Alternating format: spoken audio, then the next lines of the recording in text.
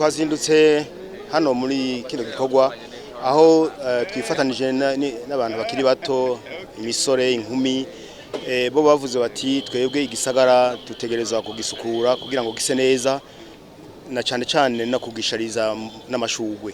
Rero igikorwa cy'uno munsi mu gitondo nico cyo kubafata mu mugongo gufasha kajyo bari barakora tuje hamwe kuko bavuga bati mwebwe aho mwakore ni kera reka natwe tubakorere mu ngata tubereke ko natwe turajishinga no kugira isuku mu gisagara.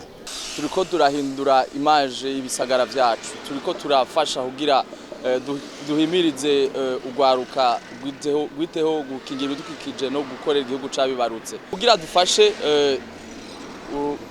umwene gihugu wese ashobore guterera mu iterambere. Mwabonye ko ngaha haje abantu benshi cyane, tuba dushaka yuko iri terambere turiko turazana mu gihugu yuko umwene gihugu wese yoriterera hamwe arenganye ngahavuga ati je hajya naraterereye naracizemwo ingufu zanje narafashije umwanya wo guterera muri rya terambere turiko turabona.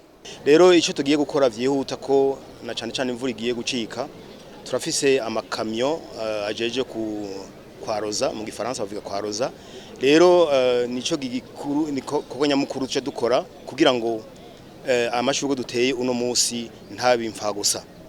Rero mwabonye ko abajene basidukanye n'iyonka, nagomba nje mfata kano kanya inshimire ugwaruka ko mu gisagara ca Bujumbura akaryo rudahengeshanya kwiyumvira igisagara cabo na cyane kugiteza imbere kugisukura no kugishariza. Nje ntera kamo abanyagisagara ca Bujumbura na cyane aya mazone abiri Bwiza na Buyenzi ko iki giko dukoze uno munsi bokegira icabo.